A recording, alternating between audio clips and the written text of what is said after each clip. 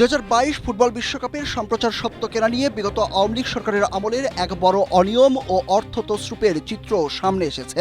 কোনো ধরনের প্রতিযোগিতা ছাড়াই ঠিকাদারি প্রতিষ্ঠান তমা কনস্ট্রাকশনকে মধ্যস্বত্বভোগী বানিয়ে 98 কোটি টাকায় 2022 বিশ্বকাপের সম্প্রচার সত্ত্ব কিনেছিল বাংলাদেশ টেলিভিশন বিটিভি।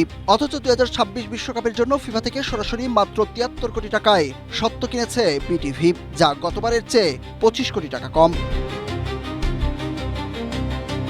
সে সময় তমা কনস্ট্রাকশনের কাছ থেকে প্রতিযোগিতা ছাড়াই ক্রয় পদ্ধতিতে যেন প্রচার সত্ত্ব কেনা যায়, সেজন্য তৎকালীন অর্থমন্ত্রী মোস্তফা কামালের নেতৃত্বাধীন অর্থনৈতিক বিষয় সংক্রান্ত মন্ত্রিসভা কমিটি নীতিগত অনুমোদন দেয়। বিশ্বকাপ শুরুর 4 দিন আগে মোস্তফা কামালের সভাপতিত্বে প্রচার সত্ত্ব কেনার সিদ্ধান্ত গোপন করা হয় সাংবাদিকদের কাছে।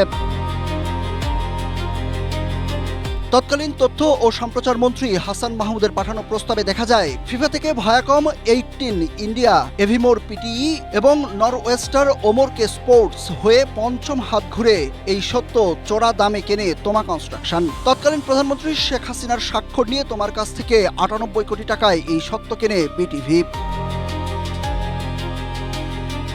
তমা কনস্ট্রাকশনের কর্ণধার আতাউর রহমান ভূঁইয়া ওরফে মানিক ছিলেন নোয়াখালী জেলা আওয়ামী লীগের সহসভাপতি। আওয়ামী লীগ আমলে বিপুল ঠিকাদারির কাজও বাগিয়ে নেন এই ঠিকাদারি প্রতিষ্ঠান।